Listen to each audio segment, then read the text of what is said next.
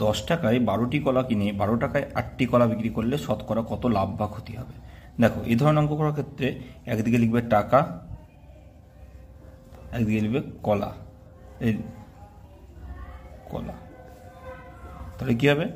10 টাকায় 12টি কলা, আর কি করছে?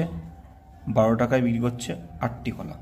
তাহলে এই ধরনের অঙ্ক করার জন্য এই দিকের সঙ্গে এটা গুণ করবে, এই দিকের সঙ্গে এটা গুণ করবে, মানে 10 এই 12 ইন্টু 12 কত? 144 টাকা, এটা হচ্ছে সেলিং প্রাইস। আর 10 ইন্টু 8 মানে 80 টাকা, এটা হচ্ছে কস্ট প্রাইস।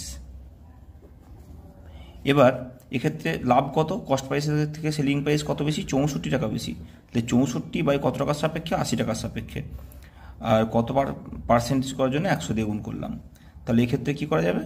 কাটাকাটি করলাম, 8 8 64, 8 10 80%। উত্তর হবে 80%।